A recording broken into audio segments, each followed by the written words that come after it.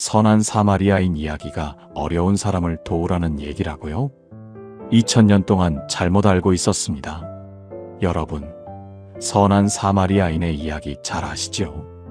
강도 만난 사람 옆을 제사장도 레위인도 지나가고 사마리아인만 도와줬다. 우리는 이 이야기를 들으면 당연히 이렇게 생각합니다. 어려운 이웃을 도우며 살아야 하는구나. 그런데 여러분, 이 이야기는 실제로 있었던 일이 아닙니다. 예수님이 직접 만드신 이야기입니다. 왜 이런 이야기까지 만드셨을까요? 꼭 전하고 싶으신 메시지가 있었기 때문입니다. 그런데 만약 우리가 그 메시지를 2000년 동안 잘못 받아들이고 있었다면요?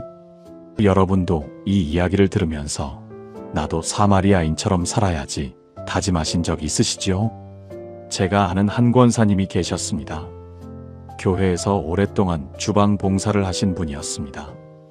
명절마다 혼자 오시는 어르신들 먼저 챙기시고 정작 본인 식사는 늘 맨 마지막이셨습니다.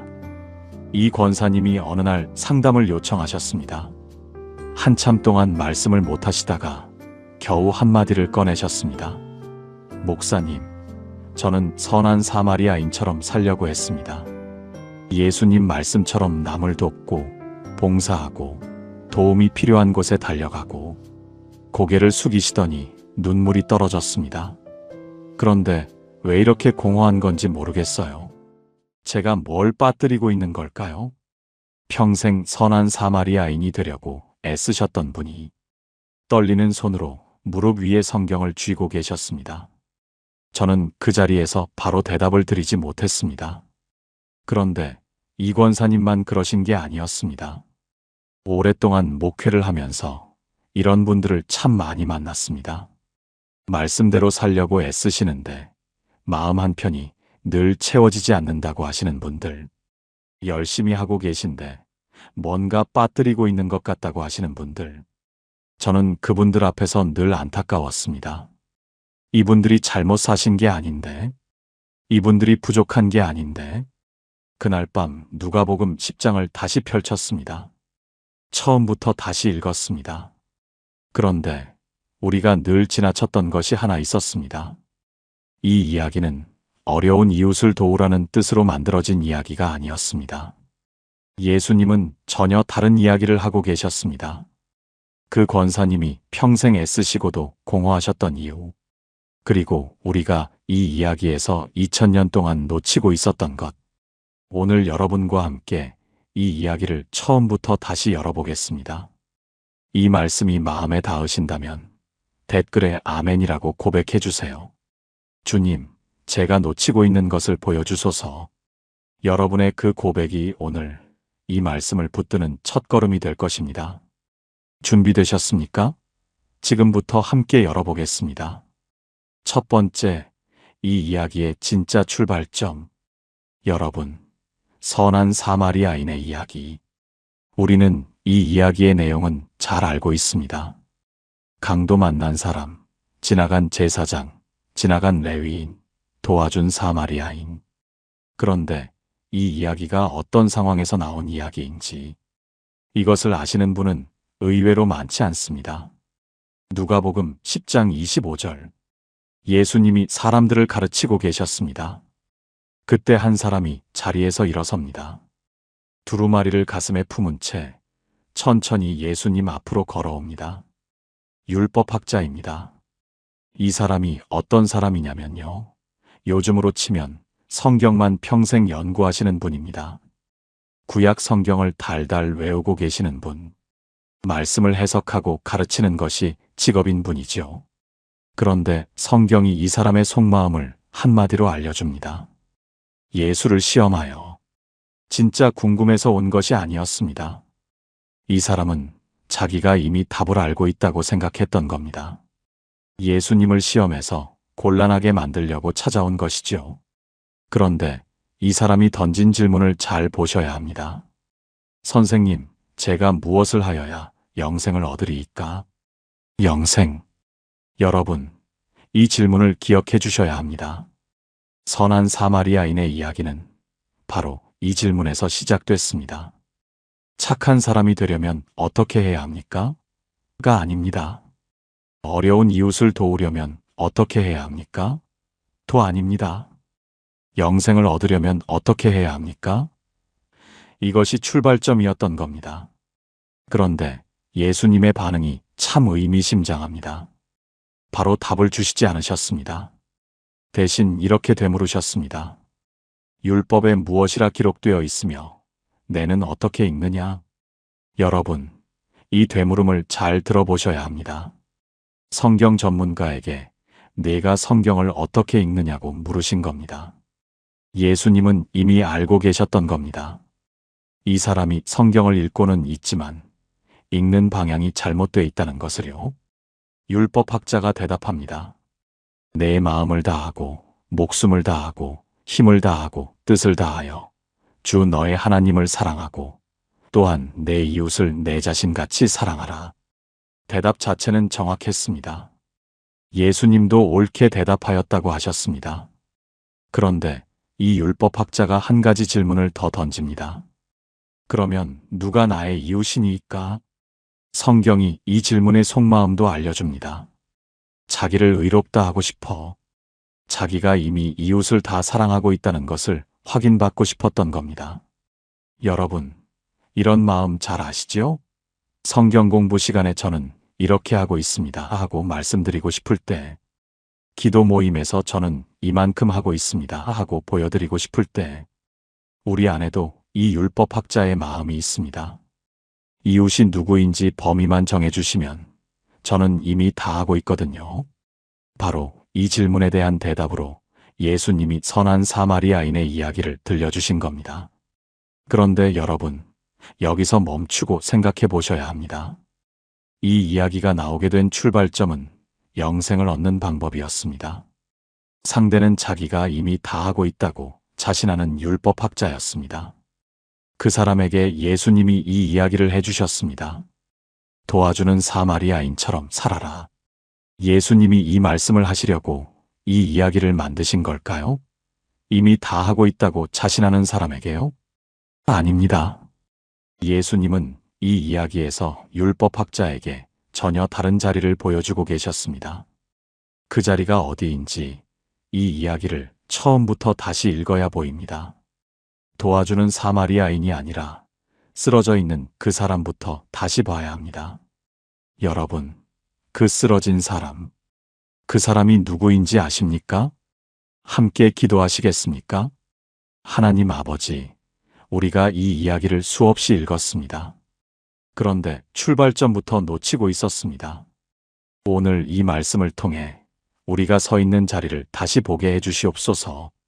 율법학자처럼 다 하고 있다고 생각했던 우리의 마음을 열어주시옵소서. 예수님의 이름으로 기도합니다. 아멘. 그런데 여러분, 이 이야기의 출발점이 영생이었다면 이 이야기 속에 등장하는 사람들을 전혀 다른 눈으로 봐야 합니다. 강도 만난 사람, 제사장, 레위인, 사마리아인.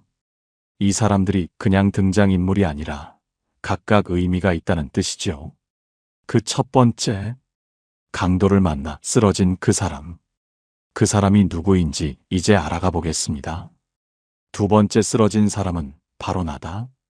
여러분, 이 이야기를 읽으면서 자기 자신을 누구에게 넣으셨습니까? 대부분 이렇게 읽습니다. 나는 사마리아인이 되어야 한다. 나는 도와주는 사람이 되어야 한다. 그런데 방금 보셨지요? 예수님이 이 이야기를 들려주신 상대는 자기가 이미 다 하고 있다고 자신하는 율법학자였습니다. 그 사람에게 너도 도와주는 사람이 되어라고 말씀하신 걸까요? 예수님은 이 이야기에서 율법학자에게 전혀 다른 자리를 보여주셨습니다. 누가복음 10장 30절입니다. 어떤 사람이 예루살렘에서 여리고로 내려가다가 강도를 만나매. 여러분, 예루살렘에서 여리고로 내려가다가 한번 이 장면 속으로 들어가 보시겠습니까?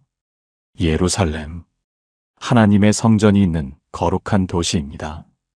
해발 약 750m, 여리고, 해발 마이너스 250m, 지구상에서 가장 낮은 곳에 있는 도시 중 하나입니다.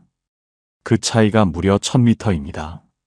이 길을 실제로 가보면 놀랍습니다. 와디 켈트라고 불리는 이 길은 험한 바위 협곡 사이로 나 있습니다.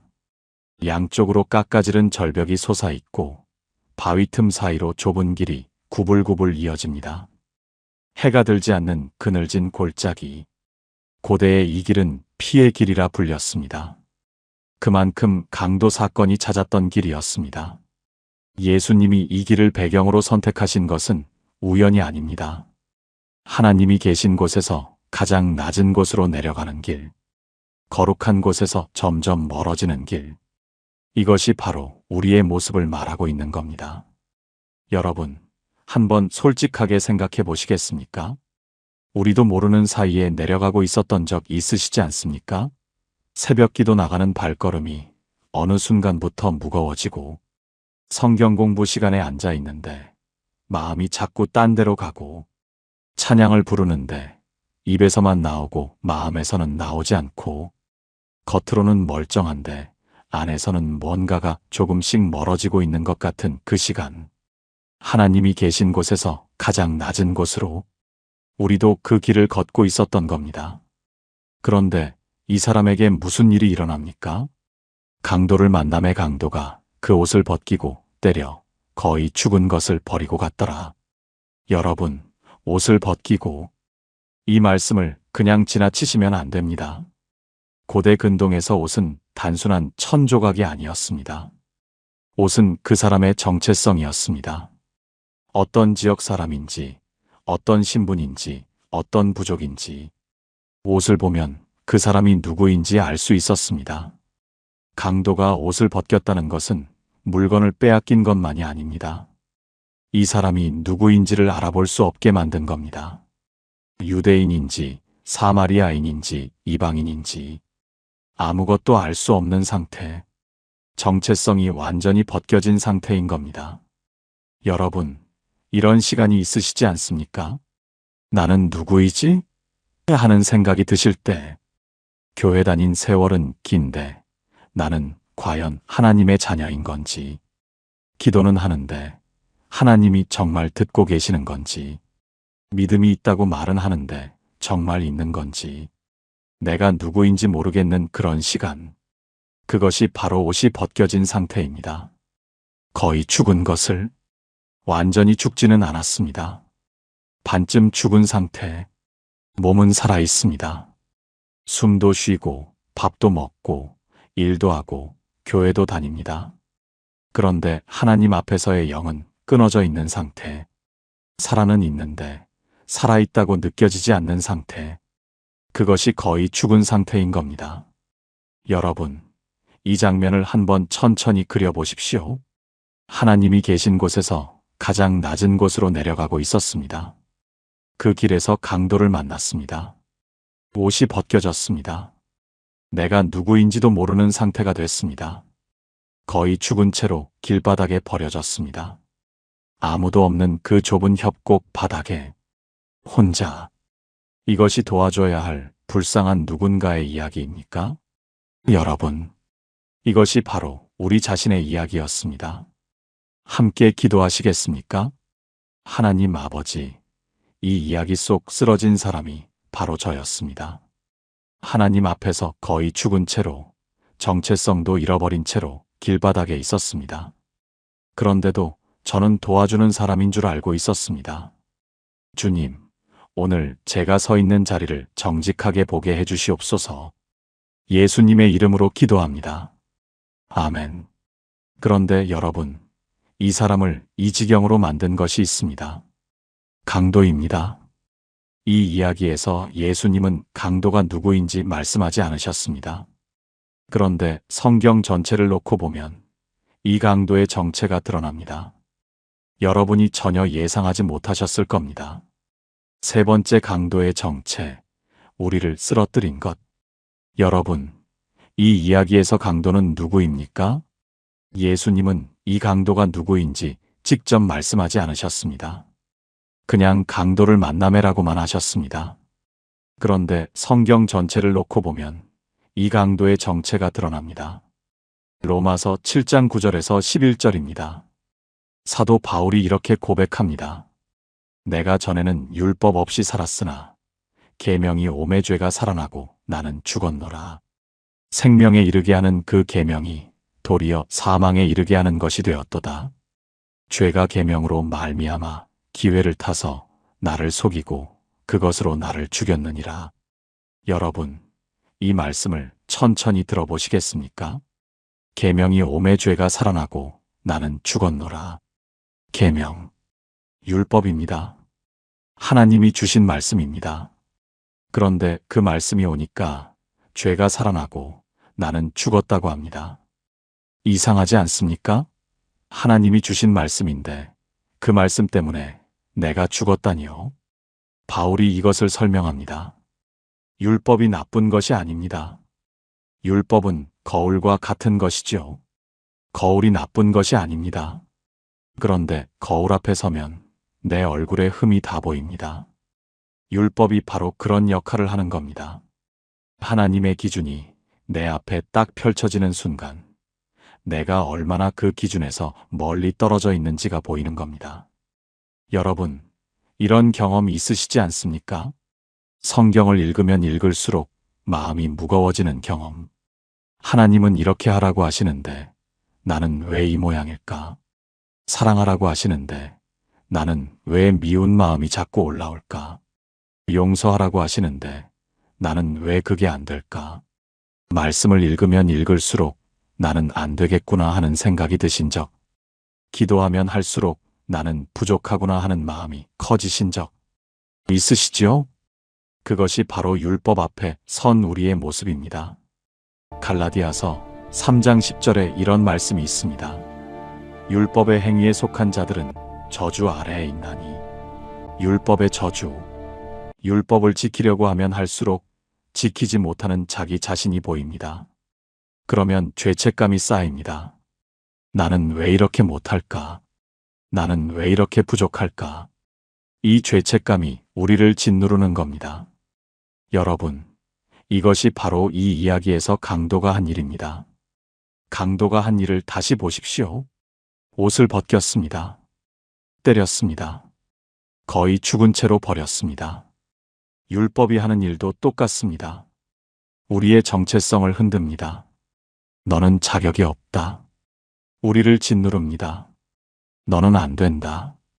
거의 죽은 상태로 만듭니다. 너는 구원받을 수 없다. 여러분, 오해하시면 안 됩니다. 율법이 나쁘다는 말씀이 아닙니다. 율법은 하나님이 주신 거룩한 말씀입니다. 거울이 나쁜 것이 아니듯이 율법도 나쁜 것이 아닙니다. 그런데 거울은 얼굴을 보여줄 수는 있지만 얼굴을 고쳐줄 수는 없습니다. 율법은 우리의 죄를 보여줄 수는 있지만 우리의 죄를 해결해 줄 수는 없는 겁니다. 율법이 할 수 있는 일은 여기까지입니다. 내가 이렇게 무너져 있다는 것을 보여주는 것. 그것이 강도의 역할이었습니다. 그렇다면 여러분, 질문이 하나 남습니다. 이 사람이 율법에 의해 쓰러져 있습니다. 길바닥에 거의 죽은 채로 누워 있습니다. 이 사람을 살릴 수 있는 것은 무엇입니까? 누가 이 사람을 일으켜 세울 수 있습니까? 이 이야기에서 쓰러진 사람 옆을 두 사람이 지나갑니다. 제사장과 레위인. 이 두 사람은 왜 이 사람을 살리지 못했을까요?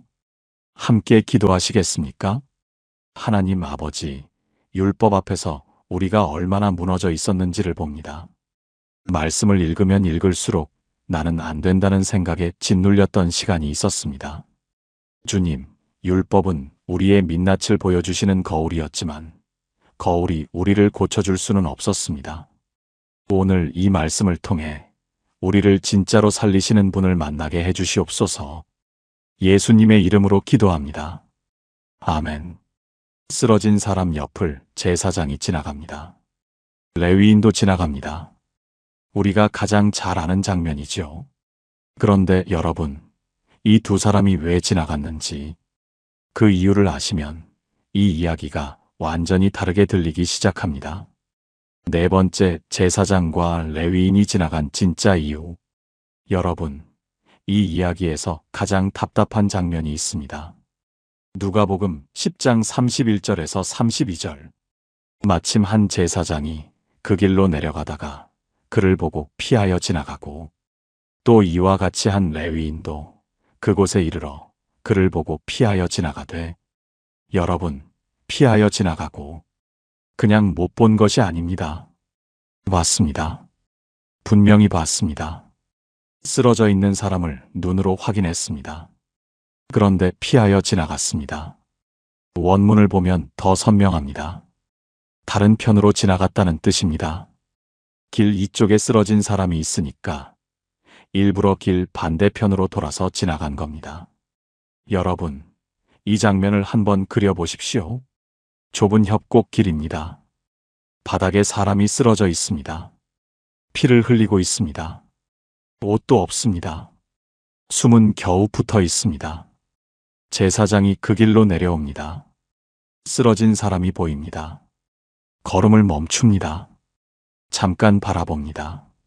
그리고 천천히 길 반대편으로 발을 옮깁니다. 고개를 돌립니다. 지나갑니다. 레위인도 똑같이 합니다. 와서 봅니다. 그리고 피하여 지나갑니다. 왜 그랬을까요? 이 사람들이 나쁜 사람이었기 때문일까요? 냉정한 사람이었기 때문일까요? 여러분, 여기서 우리가 놓치는 것이 하나 있습니다. 제사장. 이 사람은 하나님의 성전에서 제사를 드리는 사람입니다. 하나님과 사람 사이를 중재하는 사람이죠. 이 사람에게는 지켜야 할 규정이 있었습니다. 레위기 21장 1절입니다. 시체를 만짐으로 자기를 더럽히지 말려니와. 제사장은 시체를 만지면 부정하게 됩니다. 부정하게 되면 성전에 들어갈 수 없습니다. 성전에 들어갈 수 없으면 제사를 드릴 수 없습니다. 제사를 드릴 수 없으면 자기 직분을 수행할 수 없습니다. 여러분, 길바닥에 쓰러진 사람, 옷이 벗겨져 있습니다. 거의 죽어 있습니다. 이 사람이 살아있는지 죽었는지 알 수 없습니다. 만약 이 사람이 이미 죽어 있다면 만지는 순간 부정해집니다. 성전 제사를 못 드립니다. 제사장은 선택해야 했습니다. 쓰러진 사람을 돕는 것과 성전의 규정을 지키는 것, 하나님을 섬기는 직분을 지키는 것과 눈앞의 사람을 살리는 것, 그리고 제사장은 규정을 택했습니다. 길 반대편으로 돌아서 지나갔습니다. 여러분, 이것이 바로 율법의 한계입니다. 율법은 이렇게 하라 저렇게 하지 마라를 알려줍니다. 그런데 눈앞에 죽어가는 사람이 있을 때 율법은 그 사람을 살리지 못합니다. 오히려 규정 때문에 지나가게 만듭니다. 제사장과 레위인이 나쁜 사람이었던 것이 아닙니다. 이 사람들은 율법에 충실한 사람들이었습니다. 하나님의 말씀을 지키려고 애쓰는 사람들이었습니다. 그런데 바로 그 율법이 쓰러진 사람 앞에서 발걸음을 돌리게 만든 겁니다. 여러분, 예수님이 왜 이 이야기에 제사장과 레위인을 넣으셨는지 보이십니까? 율법으로는 살릴 수 없다. 예수님은 이것을 보여주고 계셨던 겁니다. 마태복음 23장 13절에 예수님이 이런 말씀을 하셨습니다. 화 있을진저 외식하는 서기관들과 바리새인들이여, 너희는 천국 문을 사람들 앞에서 닫고 너희도 들어가지 않고 들어가려 하는 자도 들어가지 못하게 하는도다. 천국 문을 닫아버렸습니다. 자기도 들어가지 않고 들어가려는 사람도 못 들어가게 했습니다. 여러분, 이것이 율법을 가르치면서도 살리지 못하는 사람들의 모습입니다. 성경을 가르치면서도 사람의 영혼을 살리지 못하는 모습입니다. 이 이야기에서 제사장과 레위인은 율법 체계 전체를 대표합니다. 제사, 규정, 의식, 전통, 이 모든 것이 쓰러진 사람 앞을 지나갑니다. 보고도 지나갑니다. 여러분, 혹시 이런 경험 있으시지 않습니까? 교회에 오래 다니셨습니다. 예배도 드리고 기도도 하고 봉사도 합니다. 그런데 마음속에 쓰러져 있는 부분이 있습니다. 아무리 교회를 다녀도 채워지지 않는 그 자리, 아무리 말씀을 들어도 닿지 않는 그 깊은 곳, 제사장도 지나가고 레위인도 지나간 겁니다. 율법의 규정도, 종교적 의식도, 오랜 신앙생활도 그 자리를 채워주지 못했던 겁니다. 그렇다면 누가 이 사람을 살릴 수 있습니까? 율법도 안 되고, 제사도 안 되고, 종교적 전통도 안 된다면 도대체 누가 쓰러진 이 사람을 일으켜 세울 수 있습니까? 여러분, 바로 그때 한 사람이 나타납니다. 그런데 이 사람이 아무도 예상하지 못했던 사람입니다. 사마리아인, 원수의 민족, 상종도 하지 않던 사람. 왜 하필 사마리아인이었을까요? 예수님은 왜 이 이야기에 사마리아인을 넣으셨을까요? 여기에 예수님이 이 이야기를 만드신 가장 놀라운 비밀이 숨겨져 있습니다. 함께 기도하시겠습니까? 하나님 아버지, 율법으로는 살 수 없었습니다. 규정을 지키는 것으로는, 종교적 전통을 따르는 것으로는 채워지지 않았습니다. 제사장도 지나가고 레위인도 지나간 그 자리에 주님이 오셨습니다. 아무도 예상하지 못한 모습으로 오신 그 사랑을 오늘 깨닫게 해주시옵소서. 예수님의 이름으로 기도합니다. 아멘. 그런데 여러분, 예수님이 이 이야기에 사마리아인을 넣으신 것, 이것을 이해하려면 사마리아와 유대의 역사를 알아야 합니다. 이 역사를 알고 나면 예수님이 왜 이 이야기를 만드셨는지가 보이기 시작합니다. 700년의 증오, 그 이야기 속으로 들어가 보겠습니다. 다섯 번째, 왜 하필 사마리아인인가? 여러분, 이 이야기에서 쓰러진 사람을 살린 것은 사마리아인이었습니다. 우리는 이것을 너무 당연하게 읽고 넘어갑니다. 착한 사마리아인이 도와줬구나. 그런데 여러분, 잠깐 생각해 보셔야 합니다. 예수님은 왜 하필 사마리아인을 넣으셨을까요? 유대인 중에 착한 사람을 넣으셔도 됐습니다. 이방인을 넣으셔도 됐습니다. 왜 굳이 사마리아인이었을까요? 이것을 이해하려면 사마리아와 유대의 역사를 알아야 합니다. 이 역사를 아시고 나면 이 이야기가 완전히 다르게 들리기 시작합니다. 솔로몬 왕이 죽은 후 이스라엘은 남과 북으로 나뉘었습니다. 남쪽은 유다, 북쪽은 이스라엘.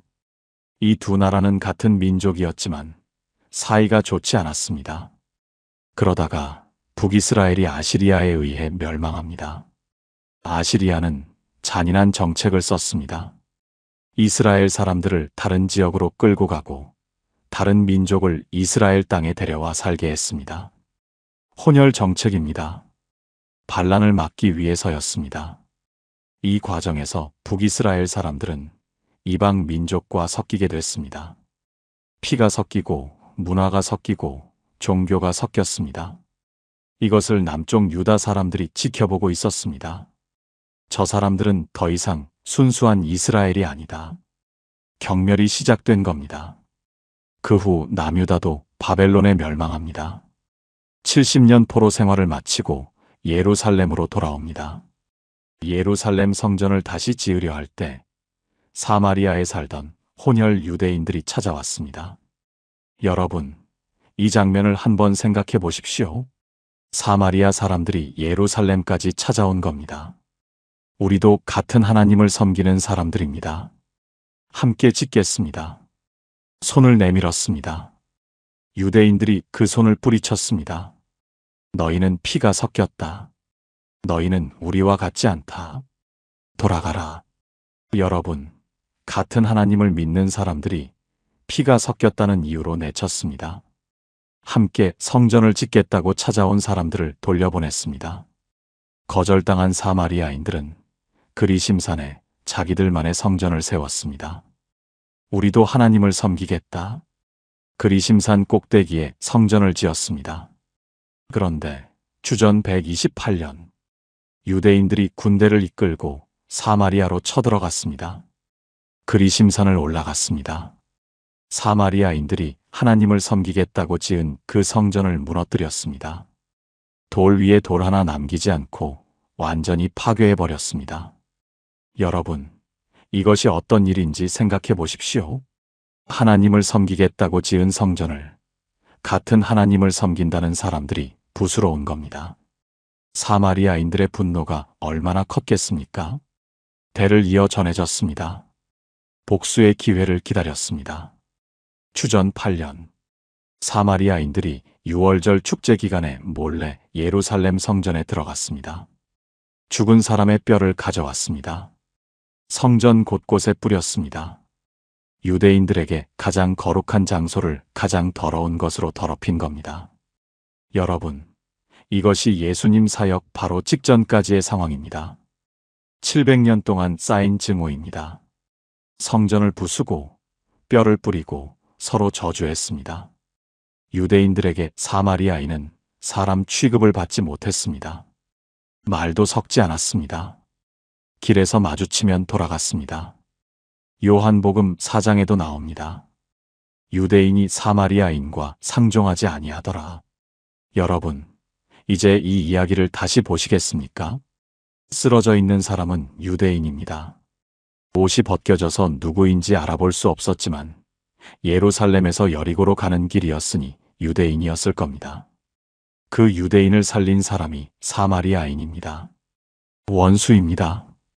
700년 동안 서로 저주하고 성전을 부수고 뼈를 뿌렸던 원수의 민족입니다. 그 원수가 쓰러진 유대인 앞에 멈춰섭니다. 걸음을 멈춥니다. 내려다봅니다. 돌아서지 않습니다. 천천히 무릎을 꿇습니다. 제사장은 봤지만 길 반대편으로 피해 지나갔습니다. 레위인도 봤지만 피해 지나갔습니다. 같은 민족이 지나갔습니다. 율법을 가르치는 사람들이 지나갔습니다. 700년 원수인 사마리아인이 멈춰선 겁니다. 여러분, 예수님이 왜 하필 사마리아인을 넣으셨는지 보이기 시작하십니까? 그런데 여기서 놀라운 사실이 하나 더 있습니다. 요한복음 8장 48절입니다. 유대인들이 예수님께 이렇게 말했습니다. 내가 사마리아인이요 귀신이 들렸다. 여러분, 예수님이 사마리아인이라 불리신 적이 있었습니다. 유대인들이 예수님을 모욕하려고 쓴 말이었습니다. 그 시대의 사마리아인이라는 말은 원수, 이방인, 더러운 자와 같은 뜻이었으니까요. 그런데 여러분, 이 이야기에서 쓰러진 사람을 살린 것이 바로 사마리아인입니다. 그리고 예수님이 바로 사마리아인이라 불리신 분입니다. 이 이야기 속 사마리아인, 이분이 바로 예수님이셨던 겁니다. 제사장도 살리지 못했습니다. 레위인도 살리지 못했습니다. 율법도 제사도 종교적 전통도 살리지 못한 그 자리에 원수라 불리던 그분이 오신 겁니다. 여러분, 잠시 멈추고 생각해 보시겠습니까? 우리가 살 수 없었던 그 자리에, 우리가 스스로 일어날 수 없었던 그 길바닥에, 아무도 멈추지 않았던 그 자리에 원수라 불리던 그분이 멈춰 서셨습니다. 1973년 프린스턴 대학교에서 있었던 실험을 말씀드리겠습니다. 심리학자 2명이 신학대학원 학생들을 모아 실험을 했습니다. 선한 사마리아인의 이야기에 대해 발표를 준비시킨 뒤 발표장으로 걸어가는 길목에 쓰러져 신음하는 사람을 몰래 배치해 두었습니다. 선한 사마리아인의 이야기 속 그 장면과 똑같은 상황이었습니다. 그런데 이 이야기를 발표하러 가던 신학생들이 그 사람 옆을 그냥 지나쳤습니다. 이 이야기에 대한 생각으로 가득 차 있던 사람들이 그냥 지나간 겁니다. 발표장에 도착한 한 신학생은 이렇게 발표했습니다. 제사장과 레위인이 지나간 것은 참으로 비인간적입니다. 5분 전에 자기가 그 비인간적이라고 말한 사람들과 똑같은 행동을 했다는 것도 모르고 전 세계 절반이 넘는 나라가 이 이야기를 근거로 법까지 만들었습니다. 위험에 처한 사람을 보면 도와야 한다. 선한 사마리아인법이라고 합니다. 그만큼 도와주라는 해석이 온 세상에 퍼져 있는 겁니다. 그런데 여러분, 이 이야기는 도와주라는 이야기가 아니었습니다. 이 이야기는 도움을 받는 사람이 바로 나라는 이야기였습니다. 쓰러진 사람이 나였고 살리러 오신 분이 예수님이셨습니다. 여러분이 이 이야기를 읽으면서 자기 자신을 사마리아인에 넣으셨다면 오늘부터 자리를 바꾸셔야 합니다. 여러분은 도와주는 사람이 아니라 도움을 받아야 하는 사람이었습니다. 혹시 지금 이 말씀을 들으시면서 마음이 움직이시는 분 계십니까? 나도 이 말씀이 필요합니다 하시는 분 계십니까? 그렇다면 댓글에 아멘이라고 고백해 주세요. 여러분의 그 고백이 오늘 이 말씀을 붙드는 힘이 될 것입니다. 함께 기도하시겠습니까? 하나님 아버지, 원수라 불리시면서까지 우리를 살리러 오신 예수님을 봅니다. 제사장도 지나가고 레위인도 지나간 그 자리에 주님이 멈춰 서 주셨습니다. 700년의 증오도 주님의 사랑을 막지 못했습니다. 우리가 도와주는 사람인 줄 알았는데 도움을 받아야 하는 사람이었습니다. 주님, 그 사랑 앞에 무릎을 꿇습니다. 예수님의 이름으로 기도합니다. 아멘. 그런데 여러분, 이 사마리아인이 쓰러진 사람에게 한 일이 있습니다. 그냥 일으켜 세운 것이 아닙니다. 2가지를 부었습니다. 기름과 포도주. 왜 하필 이 2가지였을까요? 여기에 또 하나의 놀라운 비밀이 숨겨져 있습니다. 6번째 기름과 포도주, 예수님이 부어주신 것. 여러분, 사마리아인이 쓰러진 사람에게 한 일을 다시 보겠습니다. 누가복음 10장 34절입니다. 가까이 가서 기름과 포도주를 그 상처에 부어 싸매고. 기름과 포도주. 고대의 기름과 포도주는 실제로 상처를 치료하는 데 쓰였습니다. 기름은 상처 위에 막을 만들어 보호하는 역할을 했고, 포도주는 알코올 성분이 있어서 소독하는 역할을 했습니다. 지금으로 치면 연고를 바르고 소독약을 뿌린 것이죠. 그런데 여러분, 예수님이 이 이야기를 만드시면서 왜 하필 기름과 포도주를 넣으셨을까요? 다른 치료 재료도 많았을 텐데요. 약초를 넣으셔도 됐고 물을 넣으셔도 됐습니다. 왜 기름과 포도주였을까요? 성경에서 기름은 특별한 의미를 가지고 있습니다. 구약시대에 왕을 세울 때 기름을 부었습니다. 사무엘이 사울에게 기름을 부었고 다윗에게도 기름을 부었습니다. 제사장을 세울 때도 기름을 부었습니다. 선지자를 세울 때도 기름을 부었습니다. 이 기름 부음은 하나님의 영이 이 사람 위에 임한다는 의미였습니다. 기름의 실체, 바로 성령이십니다. 이사야 61장 1절에 이런 말씀이 있습니다. 주 여호와의 영이 내게 임하셨으니 이는 여호와께서 내게 기름을 부으사. 기름을 부으셨다. 성령이 임하셨다. 같은 말씀입니다. 사마리아인이 쓰러진 사람의 상처에 기름을 부은 것. 이것은 예수님이 우리에게 성령을 부어주신 것을 말하고 있는 겁니다. 그런데 기름만이 아닙니다. 포도주도 부었습니다. 여러분, 포도주. 예수님이 마지막 만찬에서 제자들에게 포도주 잔을 드시며 뭐라고 하셨습니까? 이 잔은 내 피로 세우는 새 언약이니. 포도주는 예수님의 피를 상징합니다. 예수님의 피로 세워진 새 언약. 바로 복음입니다. 여러분, 이제 보이십니까? 기름은 성령, 포도주는 복음. 사마리아인이 쓰러진 사람의 상처에 부은 것, 예수님이 쓰러진 우리에게 부어주신 것, 성령과 복음이었습니다. 율법이 쓰러뜨렸습니다. 제사장이 지나갔습니다. 레위인이 지나갔습니다. 아무도 살리지 못했습니다. 그런데 예수님이 오셔서 성령과 복음을 부어주신 겁니다. 여러분, 마태복음 12장 7절에 예수님이 이런 말씀을 하셨습니다.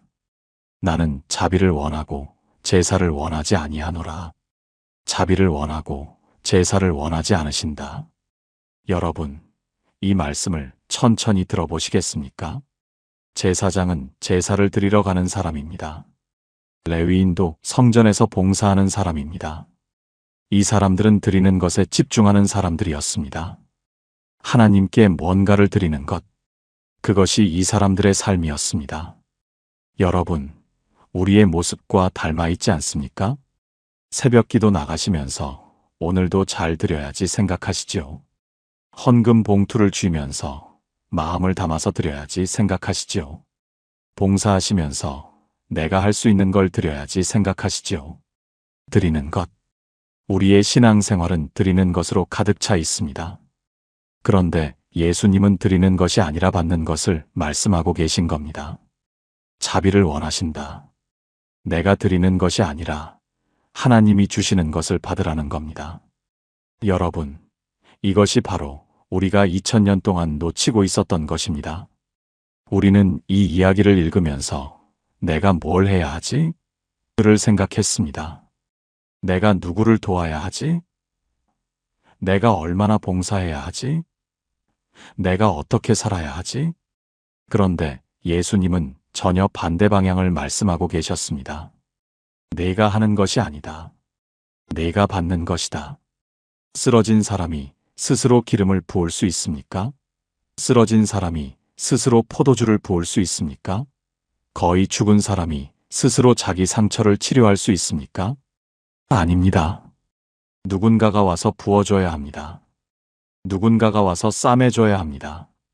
그분이 바로 예수님이셨습니다. 성령을 부어주시고 복음으로 싸매주시는 분. 율법이 보여주기만 했던 그 상처를 직접 치료해 주시는 분. 도입부에서 말씀드린 그 권사님이 떠오릅니다. 평생 드리는 삶을 사셨습니다. 남을 돕고 봉사하고 필요한 곳에 달려가셨습니다. 그런데 공허하셨습니다. 뭘 빠뜨리고 있는 걸까요? 빠뜨린 것이 있었습니다. 받는 것이었습니다.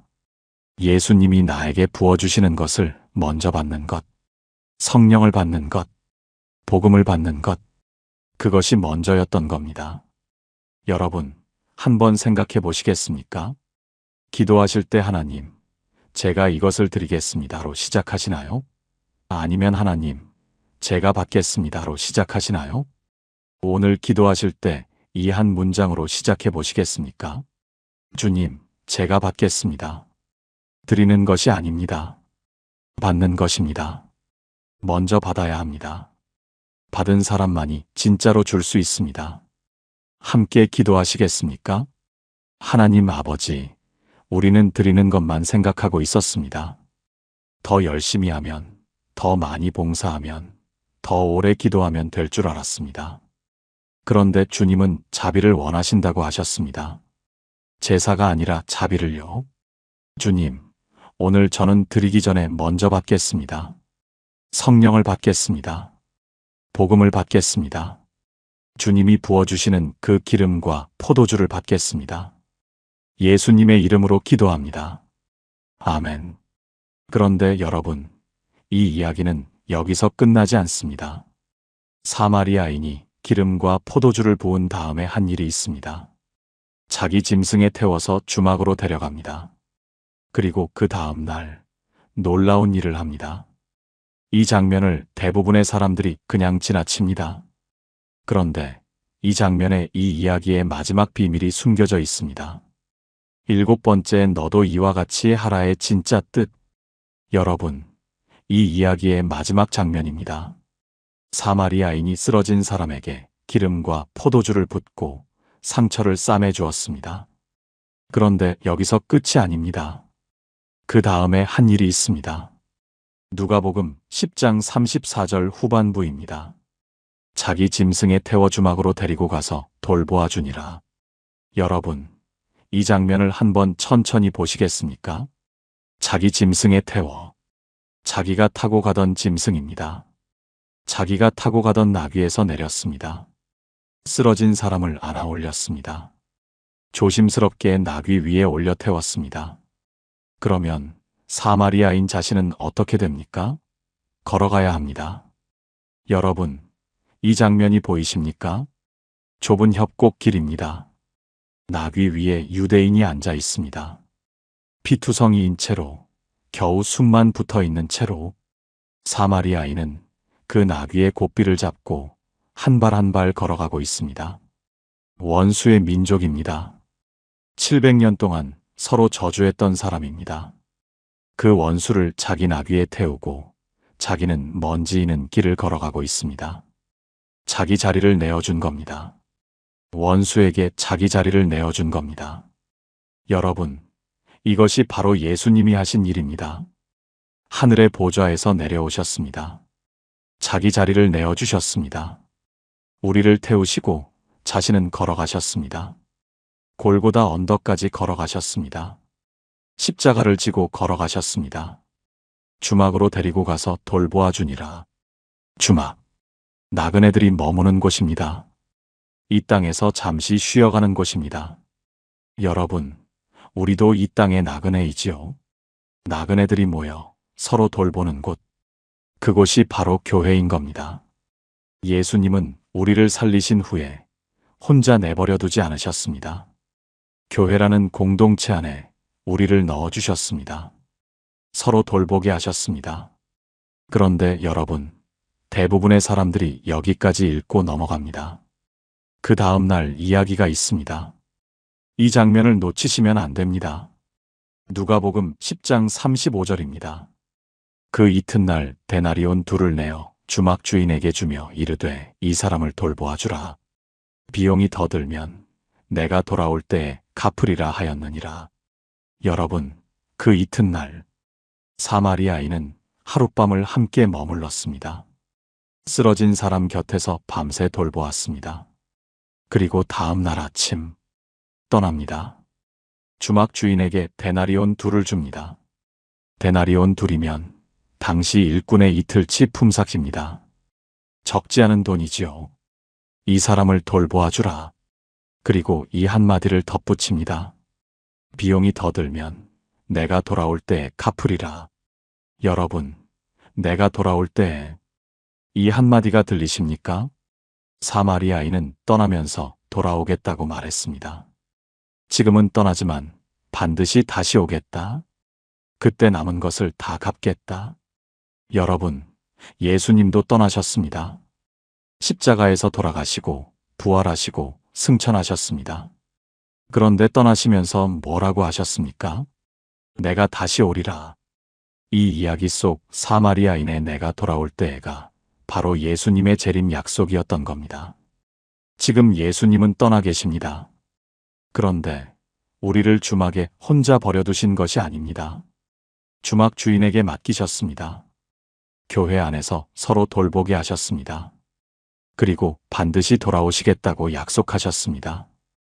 여러분, 이제 이 이야기의 마지막 문장을 보겠습니다. 예수님이 이 이야기를 다 하시고 율법학자에게 물으셨습니다. 이 세 사람 중에 누가 강도 만난 자의 이웃이 되겠느냐? 율법학자가 대답합니다. 자비를 베푼 자니이다. 여러분, 이 대답을 잘 들어보십시오. 율법학자는 사마리아인이라는 말을 차마 입에 담지 못했습니다. 원수의 이름을 부를 수 없었던 겁니다. 그래서 자비를 베푼 자라고 돌려 말했습니다. 그 입술이 떨리고 있었을 겁니다. 자기가 이미 다 하고 있다고 자신만만하게 걸어왔던 그 율법학자가 예수님의 이야기를 듣고 나서 할 말을 잃었습니다. 원수인 사마리아인이 이웃이었다는 것을 인정해야 했습니다. 그때 예수님이 말씀하십니다. 가서 너도 이와 같이 하라. 여러분, 너도 이와 같이 하라. 2000년 동안 이 말씀을 너도 도와주는 사람이 되라는 뜻으로 읽어왔습니다. 그런데 오늘 우리가 함께 이 이야기를 처음부터 다시 읽었습니다. 이 이야기의 출발점은 영생이었습니다. 쓰러진 사람이 바로 우리 자신이었습니다. 강도는 율법이었습니다. 제사장과 레위인은 율법으로는 살릴 수 없다는 것을 보여주었습니다. 사마리아인은 원수라 불리시면서까지 우리를 살리러 오신 예수님이셨습니다. 기름과 포도주는 성령과 복음이었습니다. 주막은 교회였고 내가 돌아올 때에는 재림의 약속이었습니다. 이 이야기를 이렇게 읽으면 너도 이와 같이 하라의 뜻이 전혀 다르게 들립니다. 너도 이 사마리아인처럼 해라. 이것이 아니었습니다. 너도 이 사마리아인의 자비를 받아라. 너도 쓰러진 사람의 자리에서 이 사마리아인에게 살림을 받아라. 그리고 그 사마리아인을 사랑하게 되어라. 율법학자에게 예수님이 하신 말씀의 뜻이 이것이었던 겁니다. 내가 하는 것으로 영생을 얻는 것이 아니다. 내가 받는 것으로 영생을 얻는 것이다. 먼저 쓰러진 자리에서 살림을 받아라. 그리고 살림을 받은 사람으로서 사랑하라. 요한일서 4장 19절. 우리가 사랑함은 그가 먼저 우리를 사랑하셨음이라. 여러분, 우리가 사랑할 수 있는 이유, 우리가 이웃을 도울 수 있는 이유, 우리가 봉사하고 헌신할 수 있는 이유, 그분이 먼저 우리를 사랑하셨기 때문입니다. 먼저 사랑받아야 합니다. 먼저 살림을 받아야 합니다. 먼저 기름과 포도주를 받아야 합니다. 그래야 일어설 수 있습니다. 일어선 사람만이 진짜로 이웃을 사랑할 수 있습니다. 도입부에서 말씀드린 그 권사님이 떠오릅니다. 저는 선한 사마리아인처럼 살려고 했습니다. 그런데 왜 이렇게 공허한 건지 모르겠어요. 제가 뭘 빠뜨리고 있는 걸까요? 이 권사님에게 이제 대답을 드릴 수 있게 됐습니다. 권사님, 빠뜨린 것이 있었습니다. 순서가 바뀌어 있었던 겁니다. 먼저 드리는 것이 아니라 먼저 받는 것이었습니다. 먼저 도와주는 것이 아니라 먼저 살림을 받는 것이었습니다.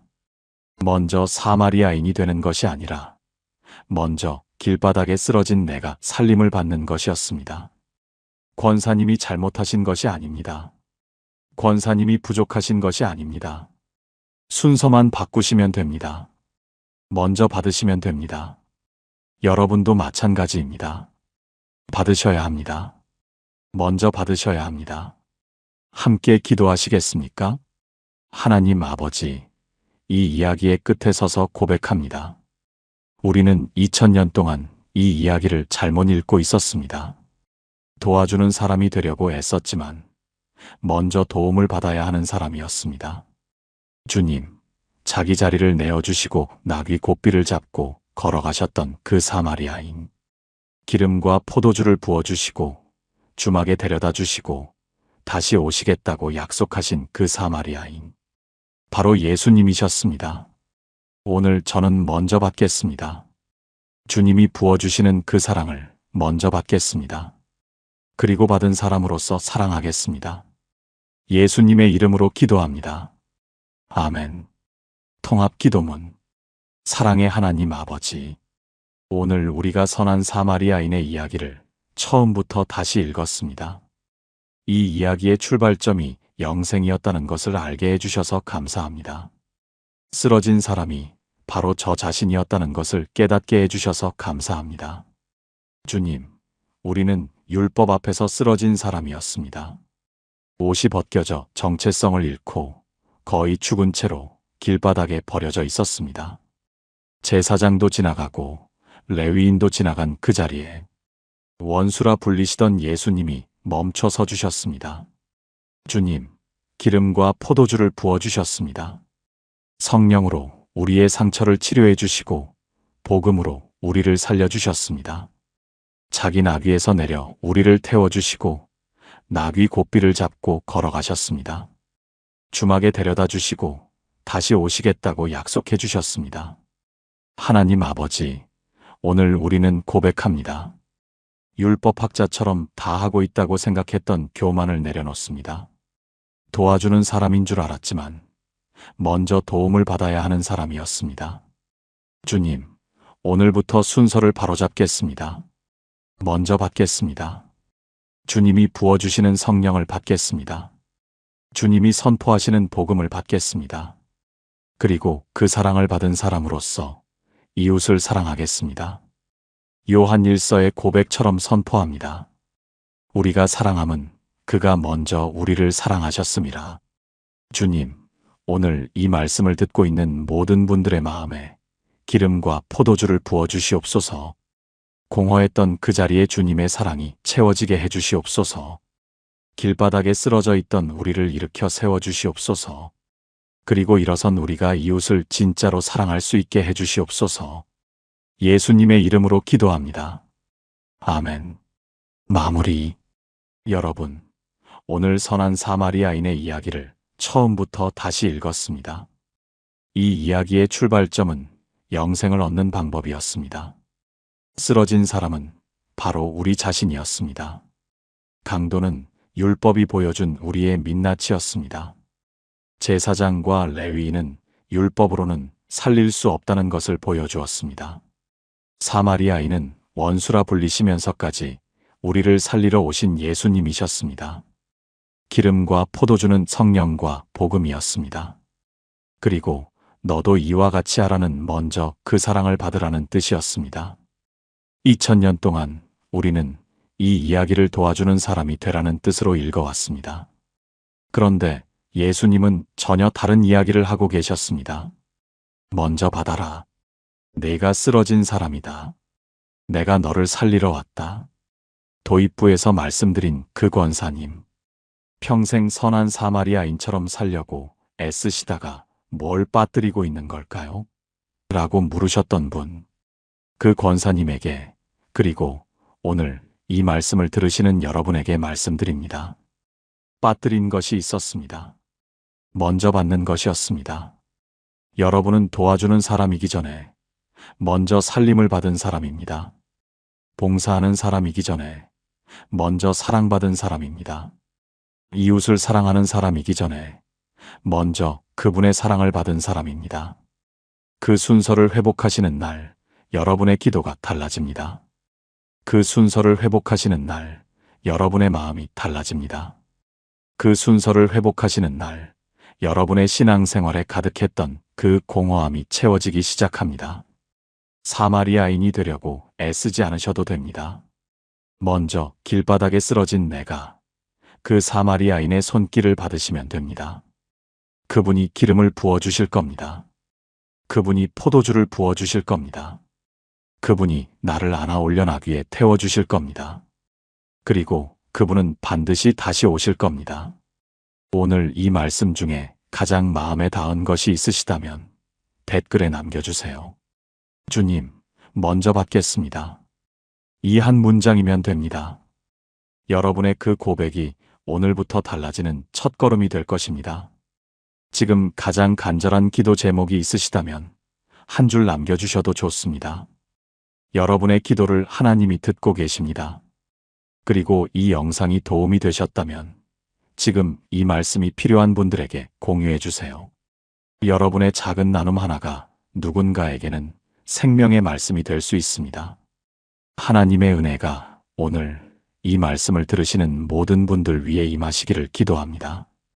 길바닥에 쓰러져 있던 우리에게 찾아오신 그 사마리아인. 예수 그리스도의 사랑이 여러분의 삶 가운데 넘치시기를 축복합니다. 감사합니다.